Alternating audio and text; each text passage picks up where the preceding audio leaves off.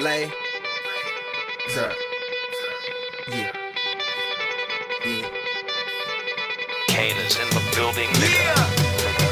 Alright, already the show goes on all night. Till the morning we dream so long. Anybody ever wonder when they will see the sun? Just remember when it comes to the show. What's up? This is We Are Change Houston interviewing John Gay. And we're going to be asking him some very controversial questions, but he's going to do great. I'm running for U.S. House of Representatives, 14th Congressional District of Texas. Okay, I want to ask you, how do you feel about the Federal Reserve? We have too many government agencies. The Federal Reserve is one of them. It needs to be sunsetted. I believe we can't abolish every organization immediately, maybe, but they need to be sunsetted. We need to work our way out of those organizations as quickly as possible. How do you feel about the Department of Education? Again, that's a department that we need to get rid of as quickly as possible. It's indoctrination, natural indoctrination is what it's being used for. And how do you feel about Monsanto? I don't believe pesticides should be put in the seeds of the food that we're going to be eating. I'm very concerned about how they modify our food without enough research.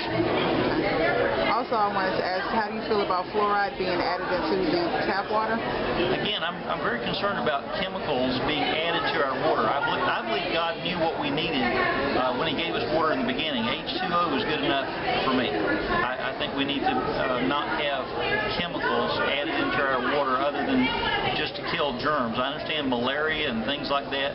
You may have to kill germs that are in the water, but some of these chemicals are not necessary. And I think they do too many chemicals, and we're over-drugged in this country. Okay. Also, I wanted to ask you about the Department of Health being basically what other people would call pharmacists.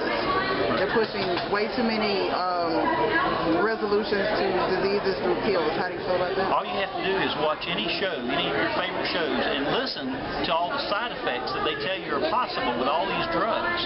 And they're making people feel like they need all these drugs rather than someone coming to their doctor with a complaint, which is the way it's normally done, coming to their doctor and saying, I have an ailment, I have a problem.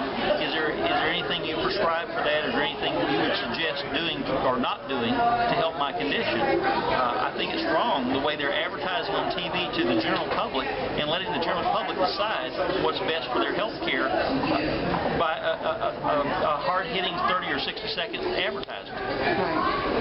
Okay, I also wanted to ask you, how do you feel about the vaccinations?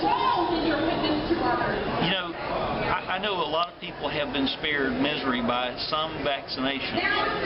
It has helped cure some diseases, but there's some serious issues and concerns with everyone being vaccinated and all the things they're trying to vaccinate us for. I think we blindly follow medical science just way too closely, and people are too concerned about their health. We don't give God any chance to cure us at all. We want to run and get a pill that'll take care of baldness and old age and everything else. Right. Rather than we need to be resourceful a little bit ourselves. I think we're too fearful as a society. Where you can be powerful or you can be pitiful, but you cannot be both. And how do you feel about Homeland Security and also our foreign policies?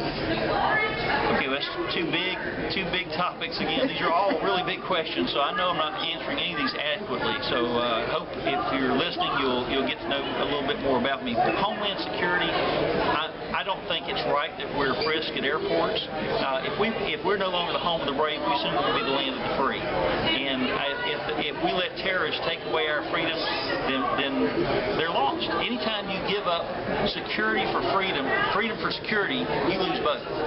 And I'm very concerned about Homeland Security, how big and all-encompassing it is. I really think you need different agencies to watch separation of powers so that the FBI can watch out for the CIA and vice versa, And then the foreign policy? Foreign policy, we're involved in too many things in too many areas, and we're borrowing money from China to give money to China. We're borrowing money from China to give to Pakistan. The past ambassador to Pakistan said out of all the billions of dollars we've given to Pakistan, it hadn't bought us one ounce of leverage with them. They only work with us when it's to their convenience and their national interest. But she said we should double down and give them more. That's insanity. We have too many issues here at home to be scattering money that we don't have, borrowing money from our children's children to give to everybody in the world. And like you said in your earlier questions, all these agencies, these federal agencies, many of them need to be sunsetted. The quicker the better. I don't believe in throwing the baby out with the bathwater. We need to evaluate them, but we need to do a pretty quick job of it and eliminate all these agencies that are not needed. And we've got, they take trillions of dollars to Washington. They build buildings designed to last 1,000 years. They fill the building full of bureaucrats that you can't fire.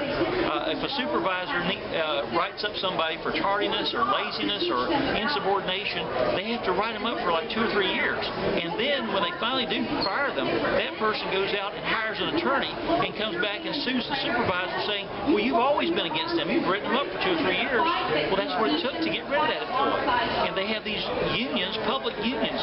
Public unions, I believe, are a scourge on our society. Unions in general have gotten out of control. We need a voice of the labor, but we also need to not kill the goose that laid the golden egg. That was not a saying about waterfowl that lay metallic eggs. That's about some people have been given by God gifts and talents and the willingness to take risks that produce wealth and produce jobs. And we don't need to be envious of those people that God has blessed, but we need to encourage them to produce more jobs. But the government is doing everything they can right now to cause class warfare and envy so that they'll destroy all the wealth production in this country. It's a sad situation, but we can turn it around. We're Americans. If a registered voter asked you personally, what would be the one thing that you would say to say vote for me? Well, I'm saying that the cuts have to begin, and the cuts need to start with me. As your congressman, I pledge I will not take your retirement. I will not take health care. I will have my own health care. I want random drug testing about twice a year for Congress. I think that would clear a lot of the House out. And I want term limits. Now, different parties have different ideas about how long the term limits should be, so we need to get unified on this. Gove thinks 4 years is about right. The Constitutional Party says 10 years. I say 12. And the reason I say 12 is it takes some time for people to do, to get legislation through. But one term as senator is 6 years. So 2 terms elected as senator would be 12 years. I think it would be right and fair and something that I could sell and push. If we had 12 years in the House of Representatives and then they have to go, they can either move up to Senate. If they've done a good job, they can get promoted to Senate. If you, the people, want to elect them, or they could run for governor or something else, but they can't stay in the House forever. It's not meant to be a permanent career. Well, thank you for your time. Thank you. And I hope that the voters have gotten to know a little bit more about you. I appreciate that. And how can they find out more about you? Please go to iwantmyfutureback.com. iwantmyfutureback.com.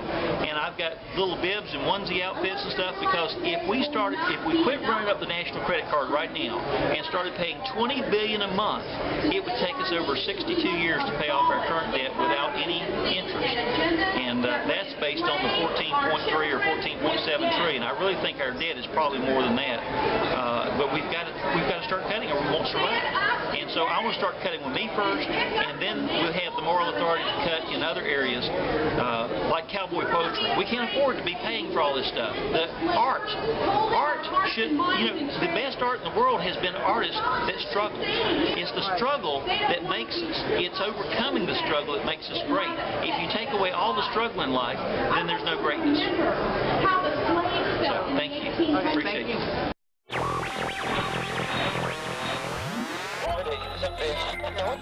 Round up.